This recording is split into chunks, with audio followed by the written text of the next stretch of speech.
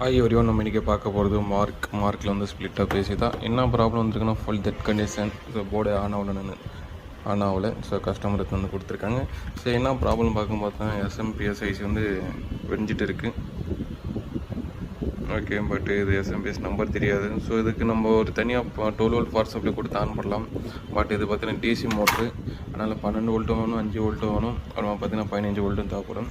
So அதனால பண்ணோன்னா module தான் யூஸ் பண்ணணும். அந்த மாடியூல் யூஸ் பண்ணி இது பிசிபி ஆன் பண்ண போகிறோம். லாஸ்ட் வரைக்கும் பாருங்கள் போர்டு ஆன் ஆகுதா இல்லையான்ட்டு. ஸோ இதுக்கு இங்கே எஸ்எம்பிஎஸ்ஐசி போனவே இன்னும் 4-5 காம்பனண்ட் செட்டாக சேஞ்ச் பண்ணுற மாதிரி இருக்கும். ஏன்னா வீக் ஆகிட்டு இருக்கும் எல்லாமே. ஸோ இதெல்லாமே சேஞ்ச் பண்ணால் மட்டும்தான் நம்மளுக்கு போர்டு வந்து பக்காவாக ஆன் ஆகும். லாஸ்ட் பாருங்கள், நம்ம ரெடி பண்ணிட்டு அவுட்புட் செக் பண்ணிட்டு கஸ்டமர் ரிட்டர்ன் கொடுத்துடலாம்.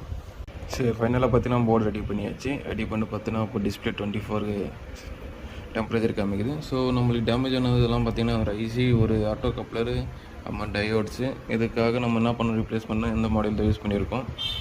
ஓகே, இந்த மாடல் யூஸ் பண்ணிட்டு பார்த்தீங்கன்னா போர்டு ஆன் பண்ணுறேன். மோட்டரும் ஓடினே இருக்குது, அவுட்புட்டும் பக்காவாக இருக்குது, செக் பண்ணிட்டேன். ஸோ நம்மளால் இந்த மாதிரி ஐசி கிடைக்காத பட்சத்தில் இந்த மாதிரி மாடல் வச்சு யூஸ் பண்ணி நம்ம போர்டு ஆன் பண்ண முடியும்.